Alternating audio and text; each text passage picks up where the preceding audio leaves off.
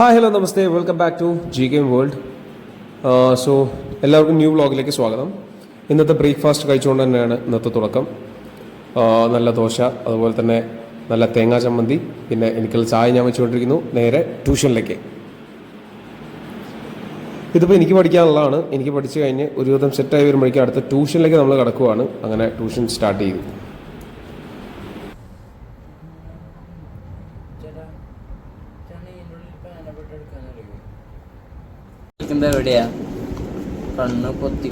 നിനക്ക് അവിടെ ചോദ്യം ഉണ്ടോ, ഓപ്ഷൻ ഉണ്ടല്ലോ. നിനക്ക് നല്ലപോലെ അതിൽ ആലോചിച്ച് ചെയ്തുകൂടെ? സമയമില്ലല്ലോ എന്ന് പറഞ്ഞാൽ 3 മണിക്കൂർ പരീക്ഷയ്ക്ക് ഞാൻ 1.5 മണിക്കൂർ 2 മണിക്കൂർ കൊണ്ട് ഞാൻ നിന്റെ അടുത്ത് എഴുതാൻ പറഞ്ഞു. But you can't. നിനക്കത് പറ്റുന്നില്ല. മനസ്സിലായോ? നിങ്ങൾ ട്രൈ ചെയ്യേണ്ടതാണ്. ഏറ്റവും വലിയ പ്രശ്നം ട്രൈ ചെയ്യാണ്ട്. പഠിക്കണ എടാ, ഇത് പഠിക്കുക മീൻസ് നിങ്ങൾക്ക് കഥ ഏകദേശം അറിഞ്ഞാൽ അതുമായി ബന്ധപ്പെട്ട ചോദ്യമാണല്ലോ. ഓപ്ഷനും ഉണ്ട് പറയുമ്പോൾ. എന്നിട്ട് വരെ നീ അത് ആലോചിച്ച് ചെയ്യണില്ല, അത് എടുത്ത് എഴുതണില്ല എന്നുണ്ടെങ്കിൽ അത് ആരുടെ ഇതാ? ഇന്നത്തെ വിദ്യാഭ്യാസ രീതികളാണ് ഇപ്പൊ നമ്മൾ കണ്ടുകൊണ്ടിരിക്കുന്നത്. ഇവിടെ ട്യൂഷൻ ക്ലാസ്സിൽ വരുന്ന പല കുട്ടികളും എന്താ പറയാ,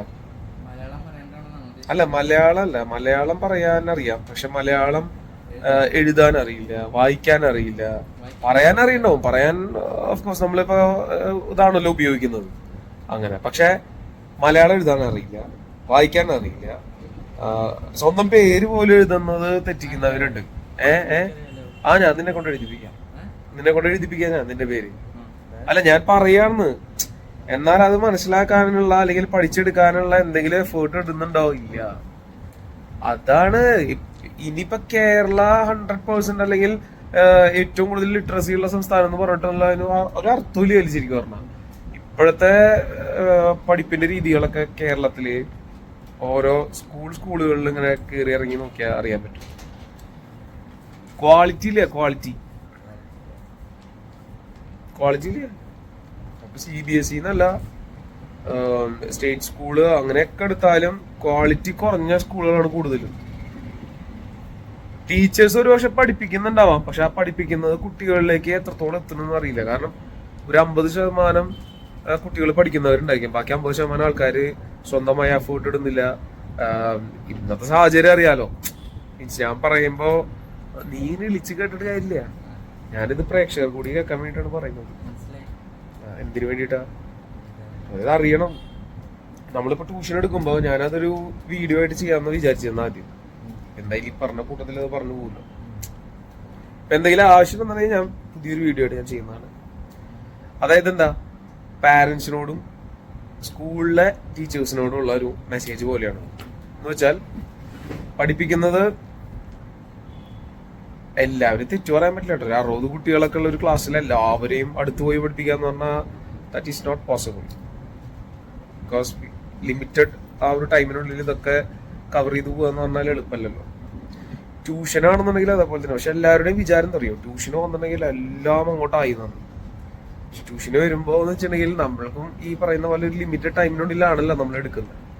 അപ്പൊ അതിനനുസരിച്ച് നമ്മൾ ആ ഒരു ടൈമിനുള്ളിൽ പറഞ്ഞു കൊടുക്കുന്ന കാര്യങ്ങൾ ആ കുട്ടി എത്രത്തോളം അത് എടുക്കുന്നോ, പിന്നെ ആ കുട്ടി പഠിക്കുന്നതിനനുസരിച്ചിരിക്കും. വീട്ടിൽ നിന്ന് പഠിക്കുന്നതും ഒഴിവ് സമയങ്ങൾ നോക്കി ഹോംവർക്ക് ചെയ്യുന്നതിലൊക്കെ ഇരിക്കും ആ കുട്ടിയുടെ പഠന രീതി പഠനം എന്ന് പറയുന്നത്. ആ കുട്ടിക്ക് മനസ്സിലാവുന്ന കാര്യങ്ങൾ എന്ന് പറയുന്നത് അതാണ് പരീക്ഷയിൽ കിട്ടുള്ളൂ.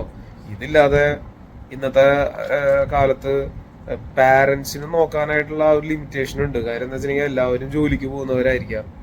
കാരണം ഇന്നത്തെ കാലത്ത് ജോലിക്ക് പോയാൽ തന്നെയാണ് മുന്നോട്ടുള്ള ജീവിതം ഉണ്ടാവുള്ളൂ. ഒരാൾ മാത്രം ജോലിക്ക് പോയിട്ട് കാര്യമില്ലല്ലോ. അച്ഛനോ അല്ലെങ്കിൽ അമ്മ മാത്രം ജോലിക്ക് പോയിട്ട് കാര്യമില്ല. രണ്ടാൾക്കും ജോലി ഉണ്ടെങ്കിൽ മാത്രമാണ് ഒരു കുടുംബം മുന്നോട്ട് പോകുള്ളൂ. കാരണം പഠന ചെലവ്, സാധനങ്ങൾ വാങ്ങിക്കുന്നതിന്റെ ചെലവ്, ജീവിത ചെലവ് കൂടുതലാണ്. അതിന്റെ കൂട്ടത്തിൽ ഇടയ്ക്ക് വല്ല ഹോസ്പിറ്റൽ കേസ് അങ്ങനെ എന്തെങ്കിലും വന്നാൽ അത് വായിക്കും. കാരണം അസുഖങ്ങളും കൂടുതലാണ് ഈ കാലഘട്ടത്തിൽ. അപ്പൊ നമ്മൾ അങ്ങനെയൊക്കെ നോക്കുമ്പോൾ സമയം എന്ന് പറയുന്നത് ഇല്ല. അപ്പൊ അതുകൊണ്ട് കുട്ടികളുടെ കാര്യത്തിൽ പാരന്റ്സിനും ഒരു ശ്രദ്ധ കുറവായിരിക്കും. എന്നാ കുട്ടികളത് മനസ്സിലാക്കി പഠിക്കുമോ? നിന്നെ പോലുള്ള ആളുകൾ അത് മനസ്സിലാക്കുമോ? ഇല്ല. നമ്മൾ ആ പരീക്ഷയുടെ സമയത്തേക്ക് ഏറ്റവും അവസാനം എത്തിച്ചിട്ടെന്താ കാര്യം? So this is a message for all students and all parents. Because നമ്മുടെ കേരളത്തിൽ ഭയങ്കരമായിട്ട് ലിറ്ററസി ഉണ്ടെങ്കിൽ കൂടി നമ്മൾ ശ്രദ്ധിക്കേണ്ട പല കാര്യങ്ങളുണ്ട്. സോ ട്യൂഷന് വന്നതുകൊണ്ട് എല്ലാം തികഞ്ഞു എന്ന് ആരും വിചാരിക്കരുത്. ഇപ്പൊ ഈ ട്യൂഷൻ എടുക്കുന്ന ആളുകളുണ്ടെങ്കിൽ ഈ വീഡിയോ കാണുന്നുണ്ടാവും, അപ്പൊ അവർക്കത് മനസ്സിലാവും. കാരണം ട്യൂഷൻ എടുക്കുന്ന ആളുകൾക്കാണ് കൂടുതലും കുറ്റങ്ങൾ വരാറ്, പാരന്റ്സിന്റെ ഭാഗത്തുനിന്നും സ്കൂളിലെ ടീച്ചേഴ്സിന്റെ ഭാഗത്തുനിന്നും. നിങ്ങൾ കുട്ടികളെ ട്യൂഷൻ വിടുന്നില്ലേ, അപ്പൊ അവിടെ പഠിപ്പിക്കുന്നില്ലേ എന്നൊക്കെ ചോദ്യം വരാറുണ്ട്. പക്ഷെ നമുക്കും ലിമിറ്റഡ് ടൈമിനുള്ളൂ. ആ ടൈമിനുള്ളിൽ പഠിപ്പിക്കുന്നത്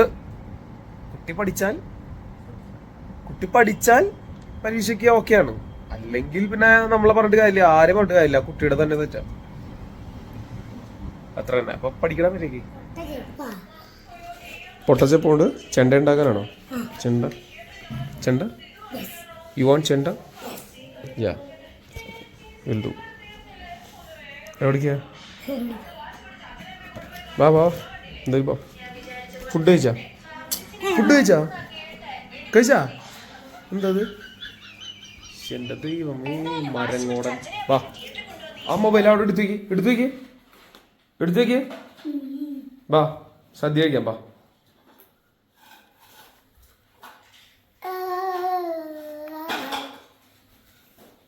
പറ. അത് ചെയ്യാം. ഇപ്പൊ ആദ്യം ഭക്ഷണം കഴിക്കാം. എനിക്കിത് കഴിഞ്ഞിട്ട് ട്യൂഷൻ ഉണ്ട്. പറയും എടുത്തു വയ്ക്കോ. ആ നോക്കാം കേട്ടോ. ആ ഓക്കെ മനസ്സിലായി. ബക്കിള് കറങ്ങണതല്ലേ? ആ അത് വേണോ ഇരിക്കില്ലേ?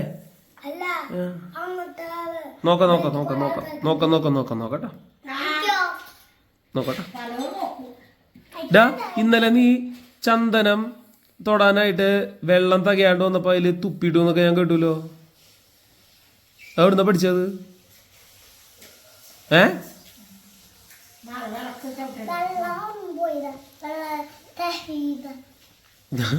ചോദ്യം മാക്രി.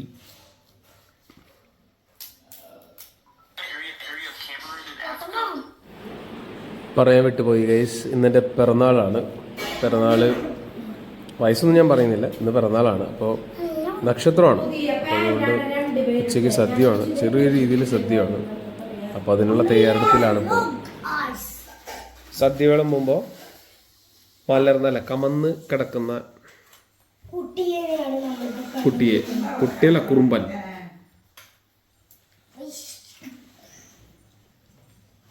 പപ്പടം ഇതെന്തൊക്കെയാ പറയൂ? പപ്പടം, ഇഞ്ചിത്തൈര്, പിന്നെ ഇഷ്ടു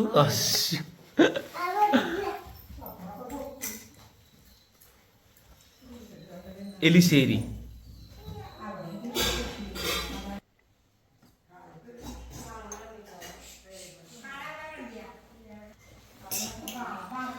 നിലത്തിരിക്കുക എന്ന് പറഞ്ഞാൽ എളുപ്പമുള്ള പരിപാടിയല്ല, അല്ല വികോ? പണ്ടൊക്കെ നമ്മളെങ്ങനെയാണ് നിലത്തിരുന്നിട്ടാണ് ഭക്ഷണം കഴിച്ചിരുന്നത് പണ്ടൊക്കെ. പക്ഷേ ഇപ്പോൾ നമ്മൾ കസേര അല്ലേ, ഡൈനിങ് ടേബിൾ ഇതൊക്കെ വന്നപ്പോൾ നമ്മൾ അതിലായി.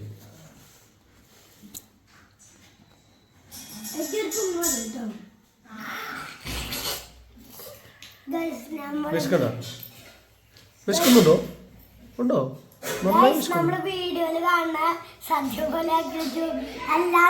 എന്തൊക്കെ? പപ്പടം, ഇഞ്ചിത്തൈര്, ഇഷ്ടു, എലിശ്ശേരി, കാളൻ.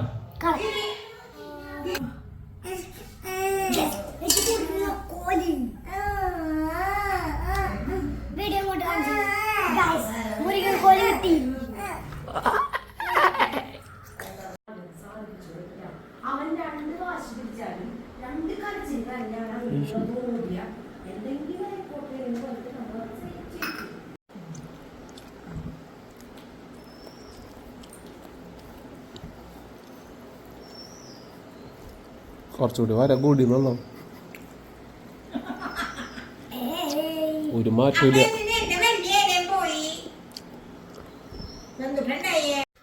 അങ്ങനെ ഉച്ചയ്ക്ക് തൂണ് കഴിഞ്ഞു. ഇനി നേരെ ട്യൂഷൻ. ഒരു ഞായറാഴ്ച പോലും ഒഴിവില്ലാത്തതാണ്. അല്ല ചുട്ടുപൊള്ളുന്ന വെയിലും. എൻ്റെ ദൈവമേ വയ്യ. ഇപ്പോൾ സമയം 2:30 2:30ക്ക് ട്യൂഷൻ ഉണ്ട്. ഇനിയിപ്പോൾ വൈകുന്നേരം വരണ്ടാവും. ഇതേപോലെ ബാക്കിയുള്ള ക്വസ്റ്റ്യൻസ് ചെയ്തോ. കഴിഞ്ഞു. ഇങ്ങനെയാണ് ചെയ്യേണ്ടത്. ഈ ഒരു രീതിയിൽ മനസ്സിലാക്കിയാൽ നിങ്ങൾക്ക് ചെയ്യാൻ പറ്റും.